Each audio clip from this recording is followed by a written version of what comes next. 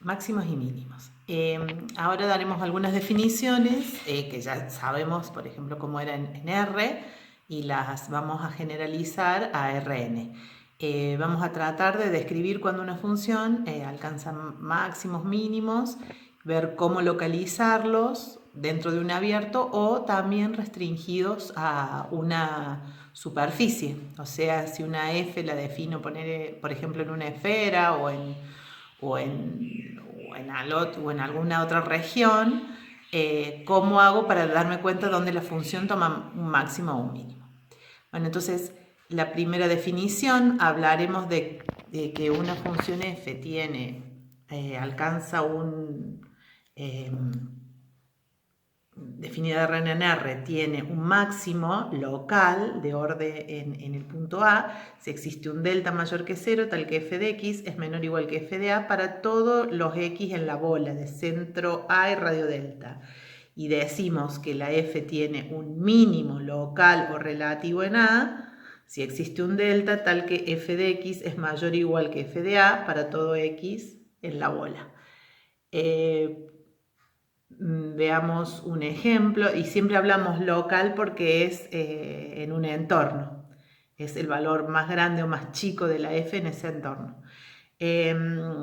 Entonces, por ejemplo, si pensamos en la función esta x cuadrado más y cuadrado, el paraboloide, fíjense que siempre la función es mayor o igual que 0 para todo xy del dominio.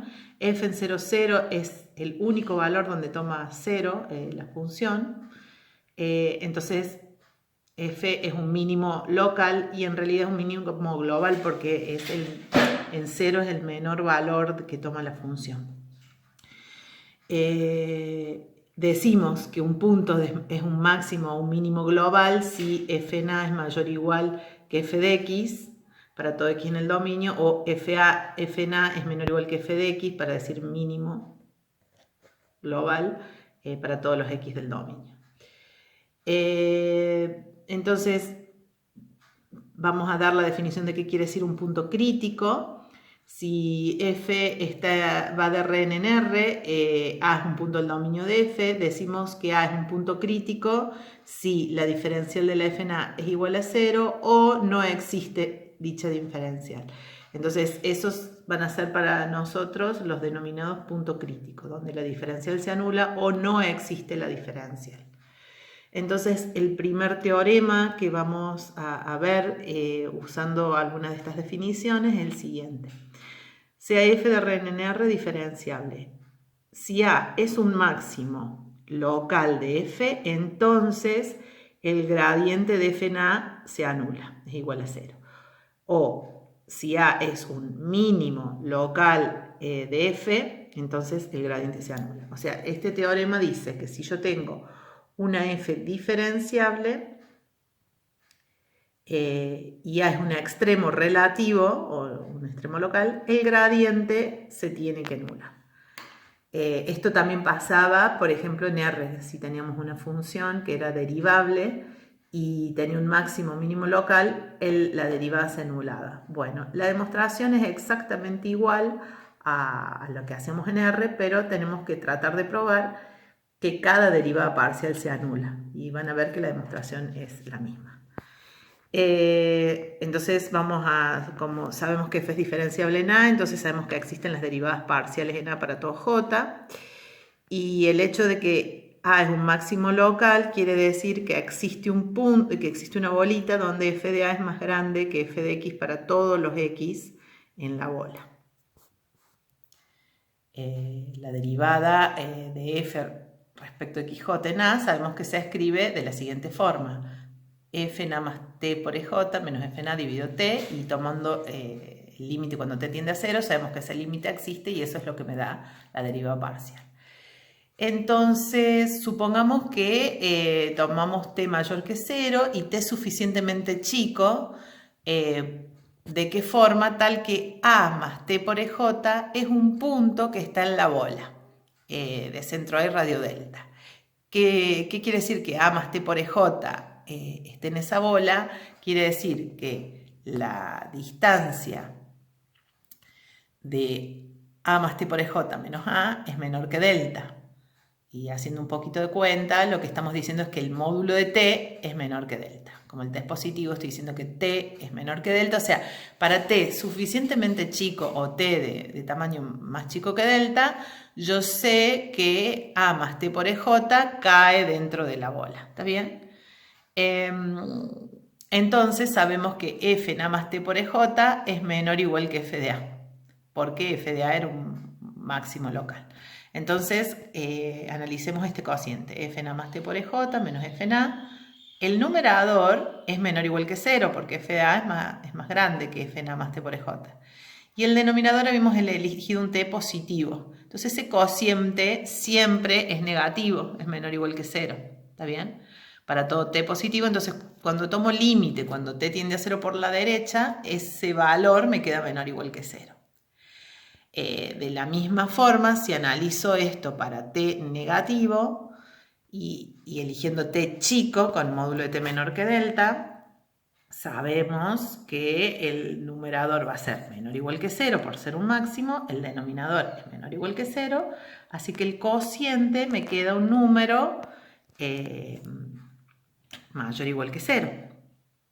Y entonces el límite cuando t tiende a 0 por la izquierda me queda mayor o igual que 0.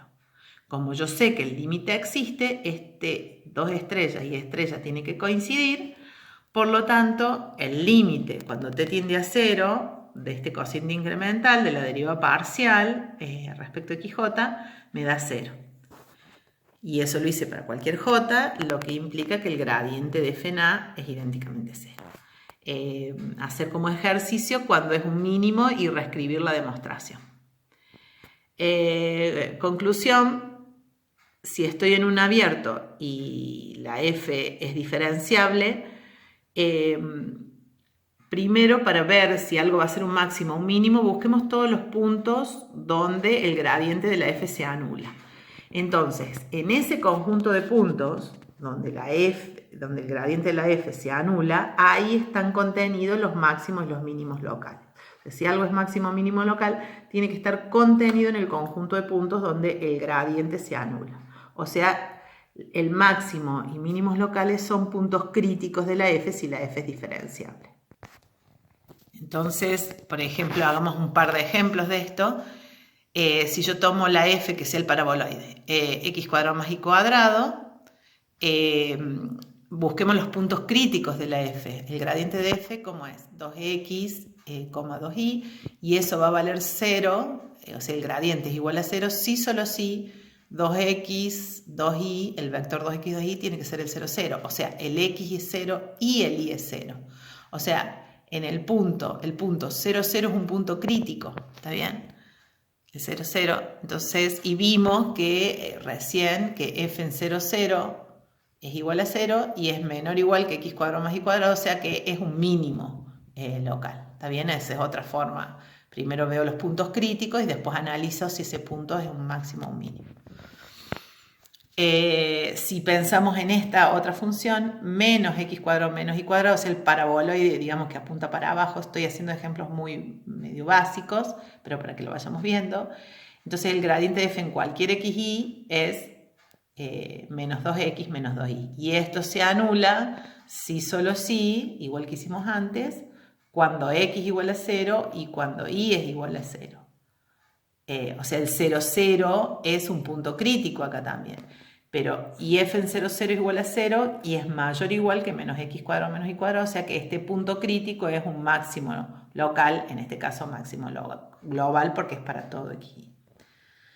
Y si pensamos en este, por ejemplo, que es la silla de montar, la f de xy, que es x cuadrado menos y cuadrado, y calculamos el gradiente, veamos los puntos críticos de esta función, ¿qué tenemos? El punto crítico es, el gradiente es 2x menos 2y, ver dónde esto se anula, de nuevo se anula en el punto 0, 0, si solo si x, el punto xy es el 0, 0, ahí se anula.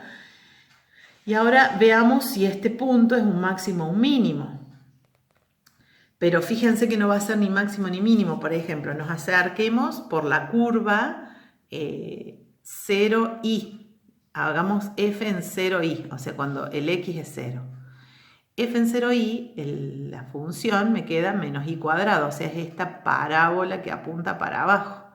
Entonces ahí, en ese punto, la función f en 0, 0, que vale 0, es más grande que menos i cuadrado para todos los i. Entonces, acá estoy diciendo, en 0, como en esta curva es más grande que menos i cuadrado, podría ser que sea un máximo. Pero ahora nos acerquemos por la otra curva, por la curva x0. F en x0 es x cuadrado, que sería este dibujo de acá. ¿Está bien? Este dibujo acá. Y ahí de nuevo, f en 0, 0 vale 0, que es menor o igual que x cuadrado, y que es f en x0. Entonces en esa curva la función 0 es menor o igual que x cuadrado, o sea que este punto sería un mínimo en esa curva. Conclusión, en ese punto no es ni máximo ni mínimo, se llama punto de silla porque justamente describe la silla. Hay partes donde la función decrece y otras partes donde la función crece, entonces no puedo decir nada si es un máximo o un mínimo. Bueno, entonces, en principio lo único que hemos hecho por ahora es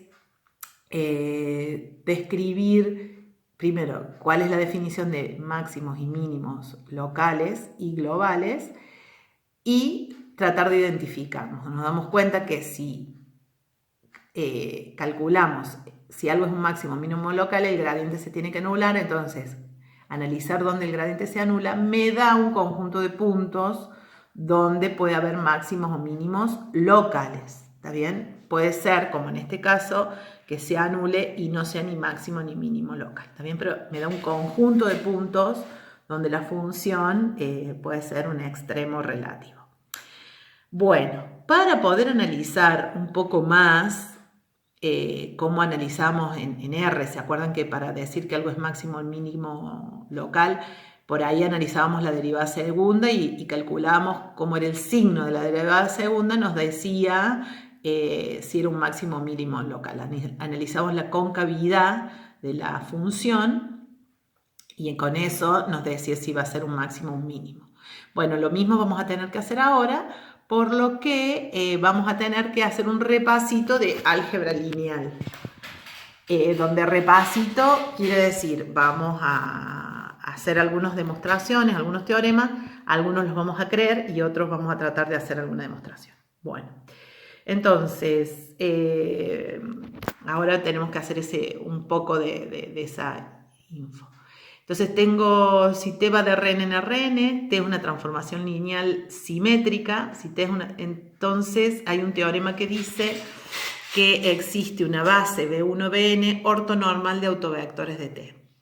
Transformación lineal simétrica, ¿qué quiere decir? Bueno, transformación lineal simétrica quiere decir que cuando pienso en la matriz de T, en la base canónica, T es igual a T transpuesta. La matriz de T es igual a la T transpuesta. Eso quiere decir simétrica.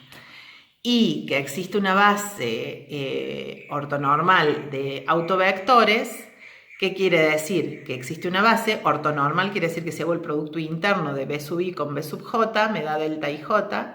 O sea, si I distinto de J me da 0, y si I, y hago el producto punto de B sub I con B sub I me da 1, eso es delta IJ, me da 1 o 0, según. Y después, ¿qué quieren decir autovalores? Quiere decir que T de U sub I es igual a lambda I U sub I. Bueno, perdón, estoy diciendo la base de autovectores son U1, UN, T de U sub I es igual a lambda I U sub I, y que de ortonormal es UI UJ es delta IJ. Entonces, otra forma de definir que sea simétrica es esta, ¿no? Como transformación lineal sin pasar por la base canónica. Que T sea simétrica quiere decir que T de X escalar I es T de X escalar T de I. O sea que la T tiene esta propiedad. Hacer el producto escalar de T de X por producto escalar I es lo mismo que X escalar T de I para cualquier XY en Rn. Eso es simétrica. O si la describo en la base canónica, la matriz asociada es tal que la matriz de T es lo mismo que la matriz de T transpuesta. Eso quiere decir simétrica. En el caso que escribo la T respecto de la base de la base esta de autovectores que existe, que me dice el teorema, entonces esta T en esa base se va a escribir de una manera diagonal, porque justamente lo que me dice esto de acá es que T del U1 es lambda 1, 1. Entonces lambda 1, 1 y 0, los otros numeritos que van con los otros vectores son 0. Cuando pongo T del U2, que sería esta columna, es lambda 2 U2, entonces 0 en el primer lugar, lambda 2 y así sigo. ¿Está bien? Entonces, que existe una base ortonormal o una base de autovectores quiere decir que la voy a poder escribir diagonal a la matriz en esa base. Y bueno, entonces eso. Entonces, conclusión, lo que dice el teorema